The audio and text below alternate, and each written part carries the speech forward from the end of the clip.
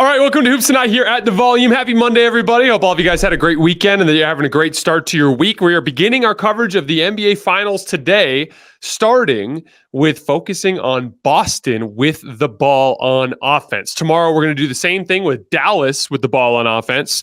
We're going to have film in both of those sessions. I've got 17 clips to go over with you guys today. We're going to go just through all of the Boston stuff in a monologue at the start, and then we'll get into the film at the end. And then Wednesday morning, we have the Nerd Sesh guys coming on, and I'll probably have just like a shorter video that just kind of has my prediction and everything else just looking from 30,000 feet after we get done with the film sessions. You guys know the drill. Before we get started, subscribe to the Hoops Tonight YouTube channel so you don't miss any more of our videos. Follow me on Twitter at @JasonLT so you guys don't miss show announcements. Don't forget about our podcast feed wherever you get your podcasts under Hoops Tonight, and then keep dropping mailbag questions in those YouTube comments so we can keep hitting them throughout the rest of this series and into the summer. All right, let's talk some basketball. So we're going to start from the series as a whole. We're going to talk a little bit about the gambling odds as well as the season series and just what I noticed in film watching this morning. And then we'll focus in on Boston with the ball on offense. According to DraftKings, Boston is currently favored at -210 to win the series. If you want to bet Dallas as the underdog, you can get them right now at +175. That is a substantial favorite, but easily the closest series that Boston has played to this point in terms of the gambling odds. The season series went 2-0 to Boston. Both games ended in blowout fashion. Closest one was probably the March 1st game, even though the final score was further apart. In the game in Dallas, Boston led by a large margin throughout. In the March 1st game in Boston, Dallas actually cut the score down to 2 in the third quarter, but Boston blew it open over the end of the third and into the fourth quarter. Main thing that stood out to me on film, Dallas just was really bad defensively in that game. It's kind of weird going back and watching a bad version of this Dallas defense because they've been good for a really long time. This was in that stretch when they went on that East Coast road trip and they got shredded. Those of you guys who followed the show during the regular season will remember me talking about how that was like a big opportunity for them to demonstrate that with their new personnel they got at the trade deadline that they could defend, and it just didn't go well. They got shredded in that entire road trip. As a matter of fact, in the month surrounding that game, so that game was on March 1st. If you go from February 15th to March 15th, Dallas was 29th in defense over that span. So basically just a completely different type of team now than what they were when they faced Boston in the regular season. Now, to be clear, Boston presents some real issues for this Dallas defense and very different issues than what Minnesota presented, right? So, I do think that Boston will have success against this Dallas defense. I just think it'll look a lot more challenging than it looked during the regular season. Some metrics, Boston had a 129 offensive rating in the two matchups. They shot a 64% true shooting percentage, shot jump shots really well in both games, especially in the March 1st game. They had a 1.33 points per jump shot stat out of that game, 1.11 in the January 22nd game. So they shot well both games. Main play type data that was fascinating to me was their ability to attack Dallas in the post. They posted them up 18 times total in the two games. They got 1.43 points per possession in the January 22nd game, 1.36 in the March 1st game. Those are two excellent numbers. And so that, especially when we start talking about the ball screen defense and defending Porzingis, them being able to hold up in switches in the post is going to be a huge part of their defensive success in this series. As far as matchups go, in the March 1st matchup, Dallas had Josh Green in the starting lineup still, and they used Josh Green on Tatum, PJ Washington on Jaylen Brown. My guess is they'll start the same way, but with Derek Jones in for Josh Green. So I think they'll start with Derek Jones on Tatum and PJ Washington on Jaylen Brown. But I do think we'll see some switching there. Or I shouldn't say switching, but I think we'll see them move those matchups around a little bit. Specifically because if Jaylen Brown just starts having success beating PJ Washington off the dribble because he's not as laterally quick as Derek Jones, and since Tatum has a tendency to settle for pull-up jumpers and PJ Washington is a little bit taller, I wouldn't be surprised if we see them move those matchups around a little bit. But I do think they'll start with Derek Jones on Tatum, especially with their intent on trying to at least attempt to run drop coverage with Porzingis, which we'll get to in a little bit. But again, I expect Derek Jones to start on Tatum, PJ Washington on Brown. They might move that around. Kyrie will guard Derek White. Luka Doncic most likely on Drew Holiday, and Gafford Lively on Kristaps Porzingis. I want to start in terms of actions because we're going to get into, I'm going to focus in on three different concepts in this offensive breakdown. Porzingis in ball screens, Porzingis off the ball and the issues that presents, and then any sort of action involving Tatum, probably geared towards attacking Luka Doncic. That's what we're going to be focusing in on today. Now, I want to start with the Porzingis pick and pop. And to get my best feel as to how Dallas was going to cover this, I went not just to the regular season, but also to the Oklahoma City Thunder series, because with Chet Holmgren, they presented a similar issue and they defended it really well. And I wanted to look into some of the specific ways that they did that. Now, to be clear, before we get into the specifics, Chet is just not as good a three-point shooter as Kristaps Porzingis. He was 6 for 27 from three in that series. That's 22%. On wide open threes, when the defender was at least 6 feet away, he was 3 for 12. So obviously Porzingis is a better shooter, so it's going to be a little bit more of a challenge, but schematically, it's a similar type of problem with his willingness to pop. Also, one thing with Chet, he rolled a lot more. Porzingis does roll, but Chet did a lot of slipping and rolling in that series, and so the pick and pop wasn't as much of a threat because they just didn't go to it as much. Now, I want to start with the Lively matchup. Lively, I think they'll switch with. Any sort of action involving Porzingis, I think they'll just switch. Mainly because Lively does really well on switches. He's defended 14 ISOs in switches in this postseason run, and he's allowed just 4 made field goals. Opponents have shot 36% against him, and they're getting just 0.79 points per possession in those ISOs against Derek Lively. So he just holds up really well in switches. And I think that, and I'll show you guys some examples on film of him holding up in switches against Jaylen Brown and against Jrue Holiday. Like, that to me is where he has a unique capability to allow them to kind of shut down the Porzingis pick and pop by just simply switching. But there's 2 things that can arise if as an issue for Dallas on the other side of that. I don't worry about Lively on the switch. I think he can defend out there about as well as anybody else on the perimeter. So, like, I don't think he's going to have issues. The main issue is you're taking a Derek Jones Jr. or a PJ Washington or one of the guards, and you're moving him on to Kristaps Porzingis, who will look to immediately attack in the post. In the one game that Porzingis played against Dallas this year, he posted up 5 times and scored on 3 of them for 7 points. That's 1.4 points per possession. That's really good, right? So, like, they will look to attack on the other side of that action. The other thing is, and this is not just for Porzingis, this is really for all of the actions, Boston does slip out of screens really well, especially with Tatum, where he'll set a screen and he'll just kind of slip out to like the elbow and then catch, and he'll run a 4-on-3.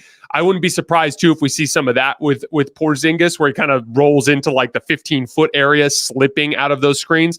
The main reason why is a lot of the times they will switch with Lively, but it starts as a drop. So it's like the guy on the ball chases over the top, Lively catches the offensive player and just kind of switches, and then that guy will peel off back to the screener.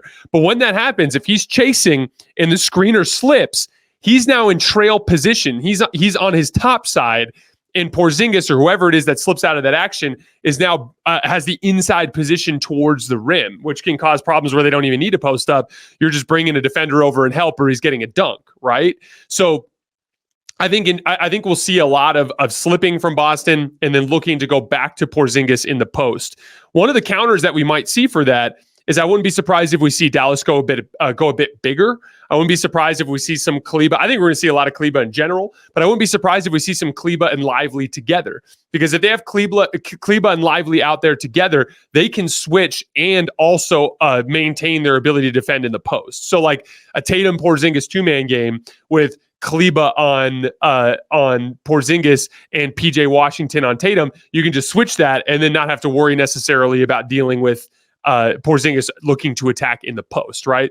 So like I think we might see some bigger lineups. Also, that's still even in the situation where you run a guard action. So like let's say for instance Kleber's on Porzingis, but now you bring Tatum up into the screen with PJ Washington and they switch, and all of a sudden Tatum has a smaller defender on him, or Porzingis gets a guard on him and he's looking to post a guard. You have more size on the floor in general, so that if Derek Lively gets pulled out to the perimeter on a switch, you just have more big bodies under the rim to help and recover or to clean up the defensive glass. So I think we'll see some bigger versions of Dallas in this series, and we did see a Gafford Kleber lineup I think it was in the March 1st game, if I remember correctly, but they did go to a big lineup during the season. But switching with Lively, switching with Kleber, Gafford, they run more drop and then just try to have him close out. The main reason why there is just Gafford's best trait on Gafford's strength. What separates him from the other frontline players for Dallas is Gafford is a great rim protector, right?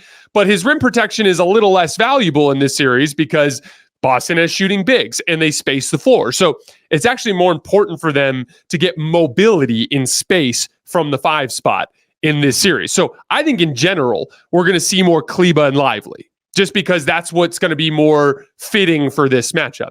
But when Gafford's on the floor, judging by what we saw in the Oklahoma City series, they will have Gafford operate in a drop with the defender chasing over the top, and then he'll just try to close out to the 3-point line to offer a late contest. If Porzingis starts hitting, I think we'll see some rotations from the weak side. There's a clip that I'll show you guys where in the Oklahoma City series, where PJ Washington was guarding Shea on the left wing, there was a ball screen. I think J-Dub was running the action. Chet popped, and instead of Gafford closing out, they just had PJ Washington slide over and contest, and then they rotated on the backside. So I think we'll see some stuff like that, but I do think over the course of this series, we'll see less Gafford, and I wouldn't be surprised if before the end of the series, we actually see Derek Lively start a game in this series.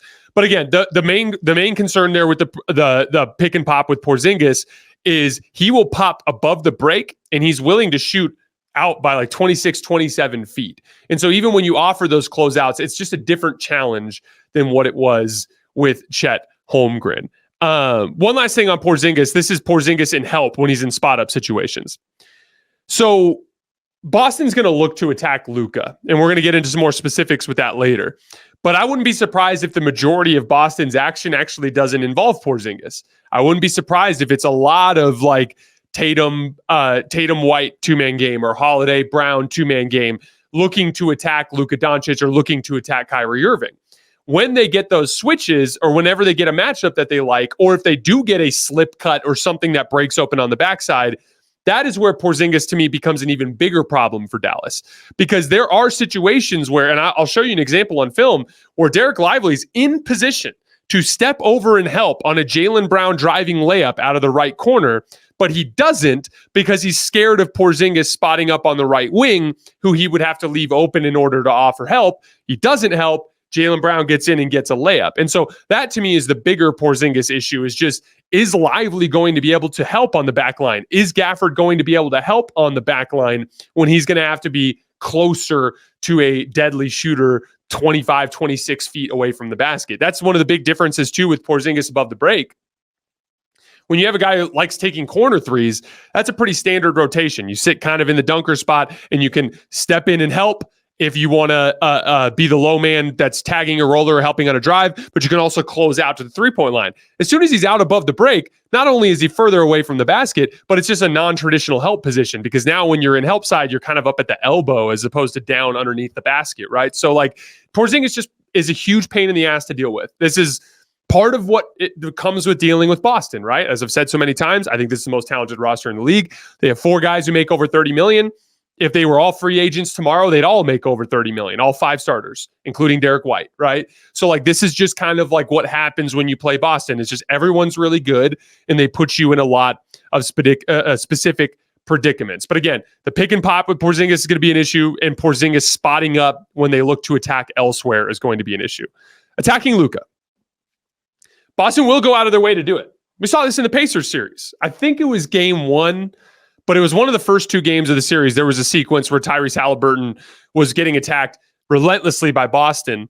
And there was this basic sequence where Derek White had the ball. Tyrese Halliburton was guarding him. And they had Tyrese chase over the top. And it was Nesmith was guarding Tatum, who was the screener. Tatum set the screen. Tatum popped to the top of the key. Nesmith tried to corral Derek White on the drive.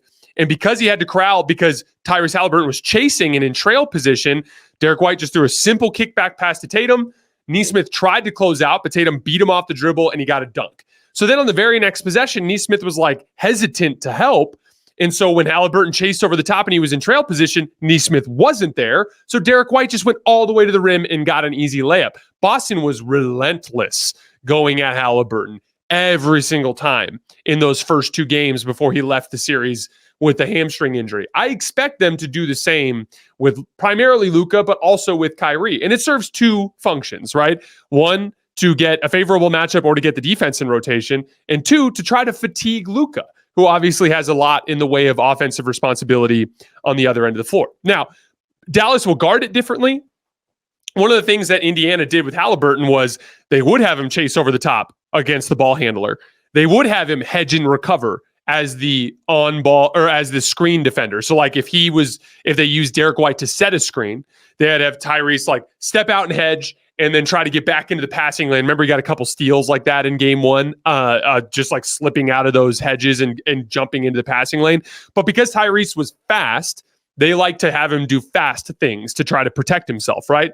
Dallas will look to protect Luka in a very different way. Primarily with Luka, they'll just switch and then try to double him out of those particular situations.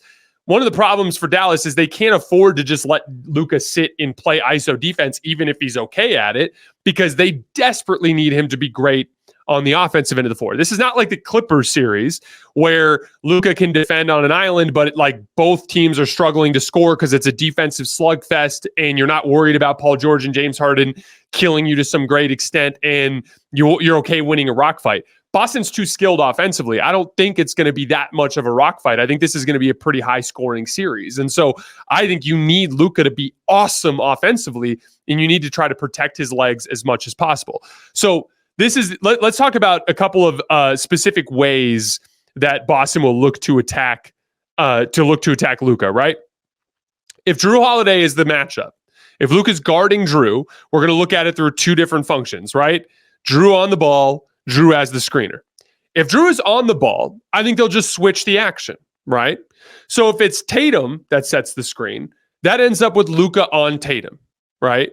Now, you're not going to be looking to have Luka sit and guard Tatum on an island. You're probably going to double team him and rotate out of it because you want to save Luka's legs, right? And you can't do what you did against Minnesota where you have Gafford and Lively just parked in the paint so that even if Anthony Edwards beats Luka off the dribble, he's just driving into rim protection. That's not the luxury you have in this series. You have to contain on the perimeter, right? So my guess is they'll double and rotate out of it. What's the problem there?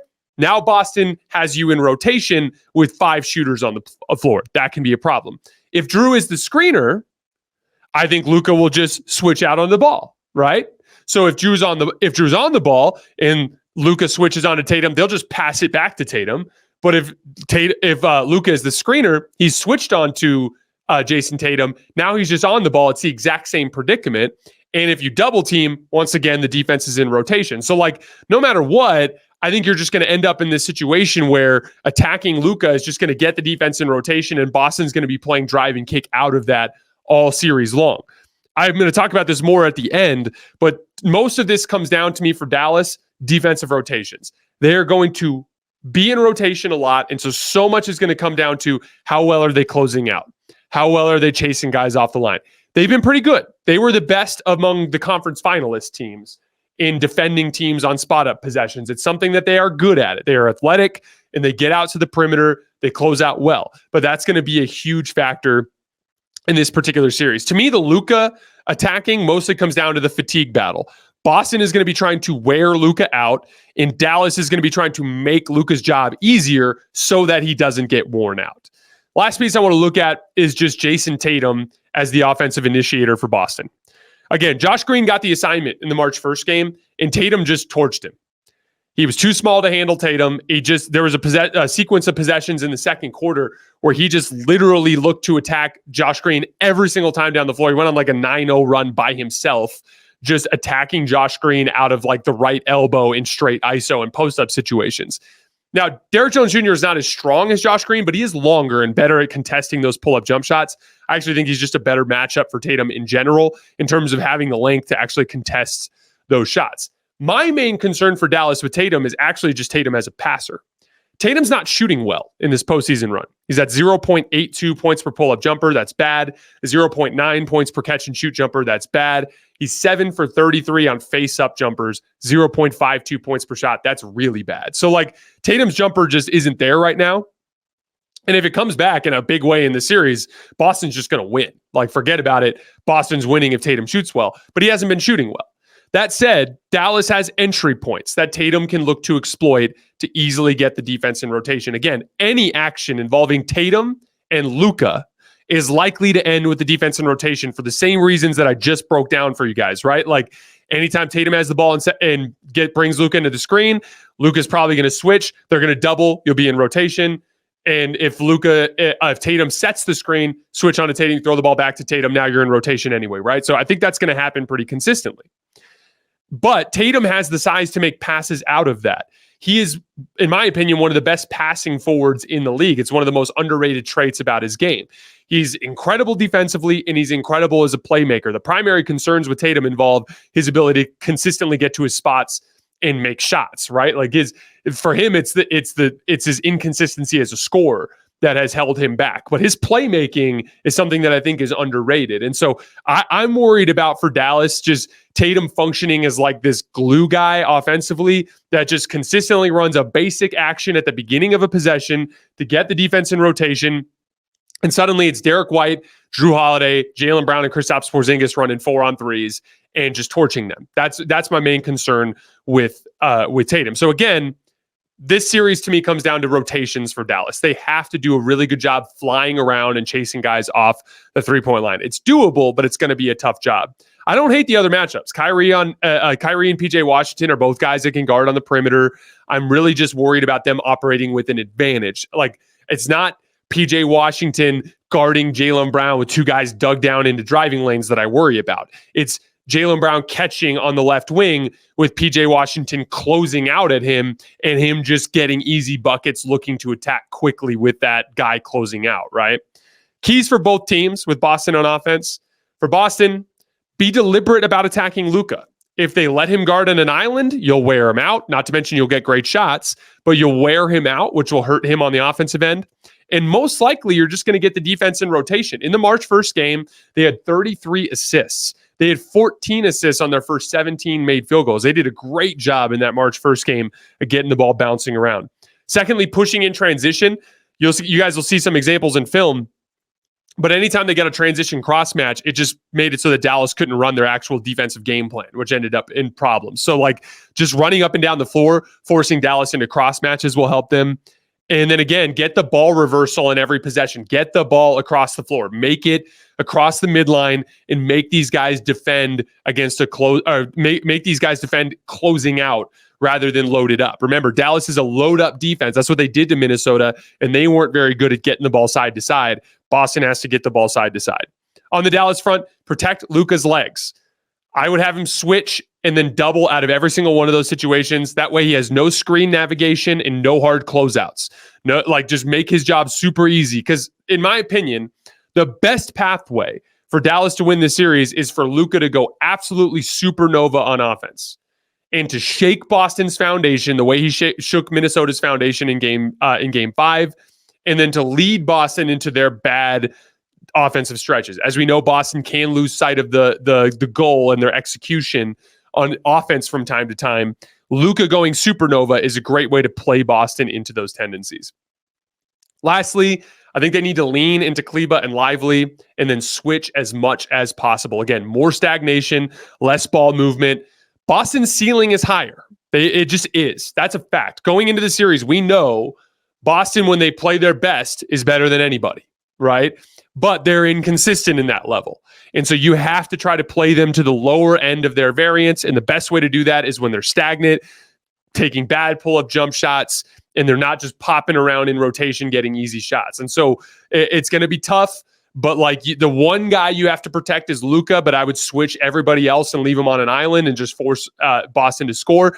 And then it's going to be about Boston being deliberate to attack Luka and keep the defense in rotation as much as possible. We're this close to crowning a new NBA champ, and with the action heating up on the court, it's even hotter at DraftKings Sportsbook, an official sports betting partner of the NBA. There's only so many games left, and DraftKings Sportsbook has you covered with same-game parlays, live betting, odds boosts, and so much more. Don't miss out, or you'll have to wait until next NBA season to place your bets. It's super easy for first-timers to get started. Try betting on something simple, like picking a team to win. Go to the DraftKings Sportsbook app, select your squad, and place your first bet. It's that simple. The odds for the NBA Finals are up on DraftKings right now. You can get Boston at minus 220 to win the title. Dallas is at plus 175. New to DraftKings, listen up. New customers can get a no-sweat bet up to $1,500. Just deposit at least $5 and you'll get a bonus bet back equal to your first bet if it doesn't hit. Download the DraftKings Sportsbook app now and use code HOOPS. That's code HOOPS, HOOPS, for new customers to get a no-sweat bet up to $1,500 if your first bet doesn't hit. Only on DraftKings. The crown is yours. All right, so we're going to switch over to some film. Those of you guys who are listening to the monologue, we've been having some issues with YouTube cutting these for the length of the video. So if this video cuts off here, just know that we have the film session coming out very shortly. It'll just be a different clip, but hopefully we'll get this all out in one clip. All right, let's get to the film. Okay, this first clip. This is an example of lively switching in a ball screen. So again, we got Porzingis setting a ball screen for Jaylen Brown. Lively switches. This is that they look to post, but then Jaylen waves him out. This is the digging down that I talk about that Dallas can do really well. If you get Boston to consistently attack like this, where it's against switches with a shrunken floor, I think that's your best way to play them into their lowest end of their capability. Again, he doesn't have a driving lane, so he has to settle for a long three, and Derek Lively can get a great contest on it, forces a miss. And that's an outside the rim miss. That's a bad miss.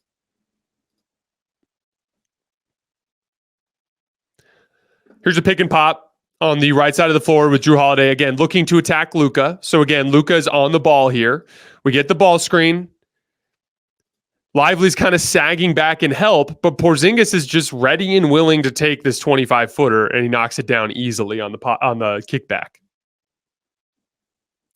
Here's one of those transition cross matches that I talk about. So an above the break three, watch Porzingis on the contest. After the contest, Porzingis leaks out. Lively's back here. So as a result, Luka has to pick up Porzingis in this like kind of transition situation. Now the entire kind of like configuration of Dallas's defense is messed up. They just end up throwing the ball right to Porzingis on the elbow. He quickly makes a move and draws a foul against Luka in the post.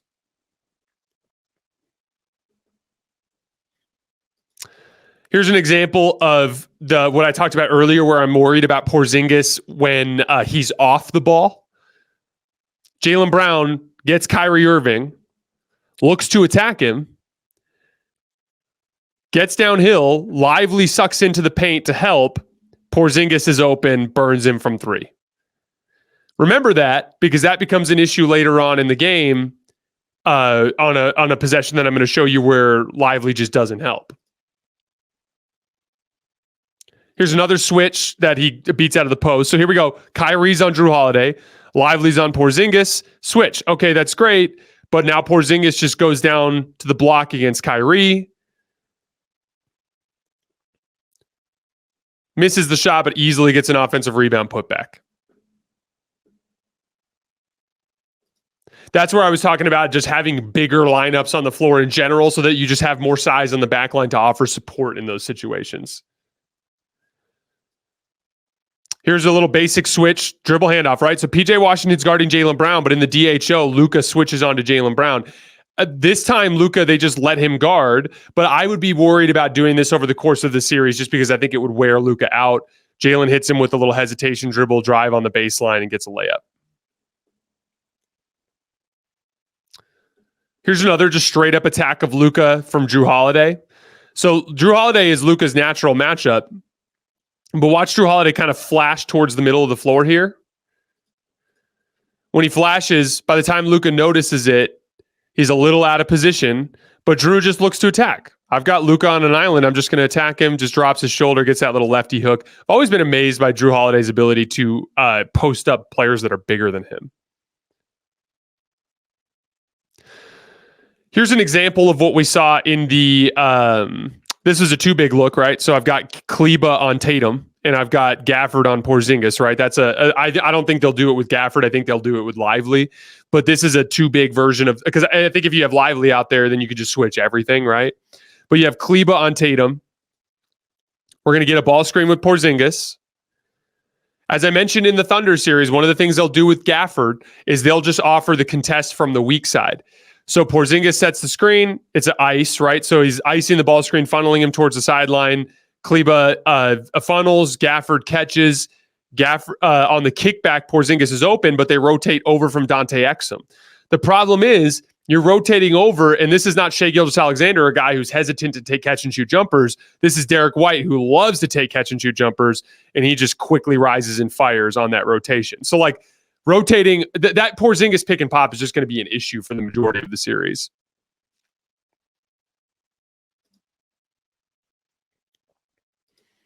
Here's another pick and pop. Simple action. As you can see, Gafford catches, Exum's chasing, Porzingis is open.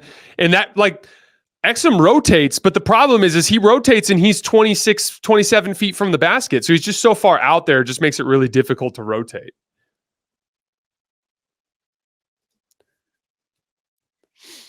So this is another example of the Kleba and Tatum ability to switch.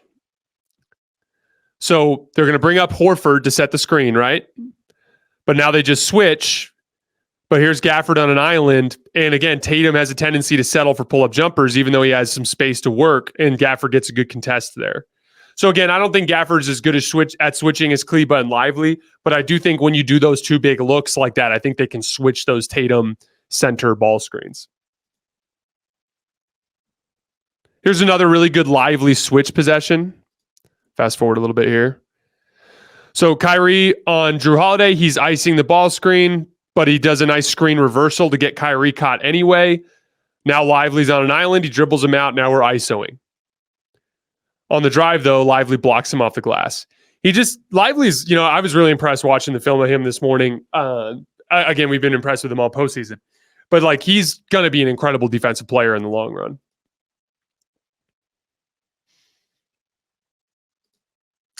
So here is an example of just a quick double of Luka when he gets caught in an ISO.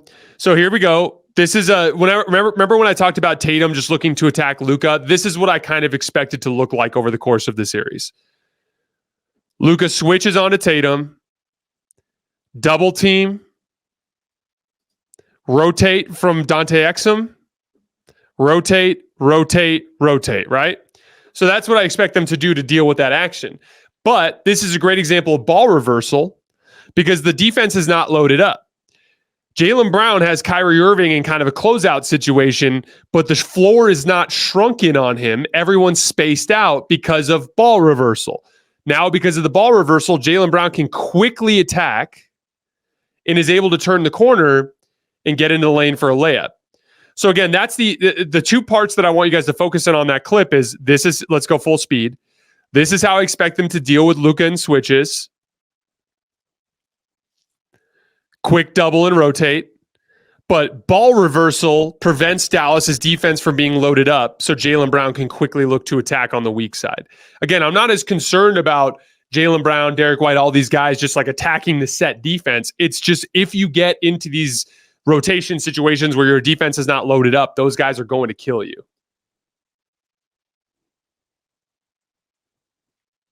This is a nice closeout from Lively to Porzingis in a ball screen.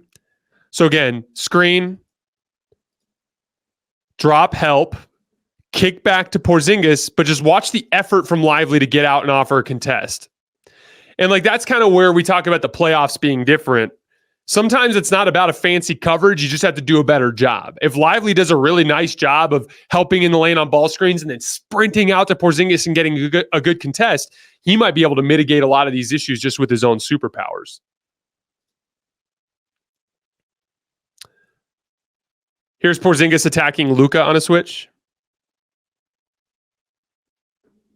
So ball screen, switch, throw it in. Just turns in over his left shoulder and gets a little hook.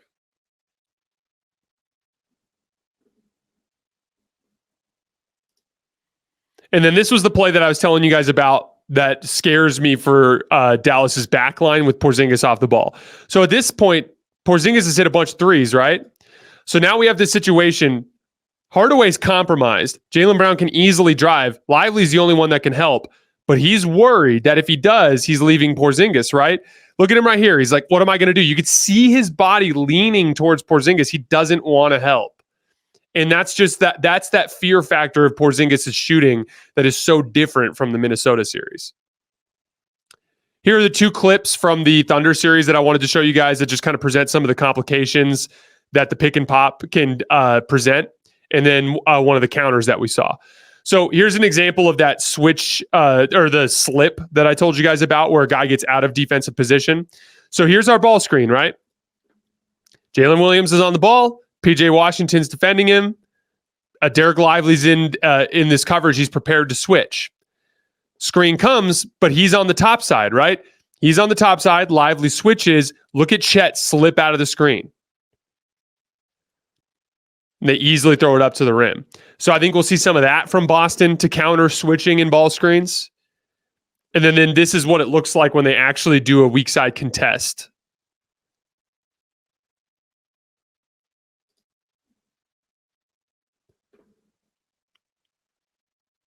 Ball screen from Isaiah Joe. Gafford's in help. Kick back to Chet. Look at PJ Washington and Luka rotates. See? So that's another thing they could do to try to deal with the Porzingis issue. But look at this right here. If Porzingis just makes a pass here, let's pretend this is Derek White, and Luka closes out.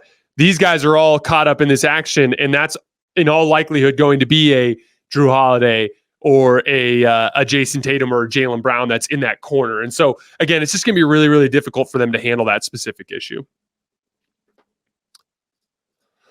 All right, guys, that's all we have for focusing on Boston on the offensive end of the floor. Like I said, tomorrow we're going to turn our attention to Dallas on the offensive end, and then we will do a prediction and kind of summary from there, and then we'll hit the Nerd Sesh guys for a bunch of finals topics on Wednesday morning. As always, I appreciate you guys. We will see you tomorrow.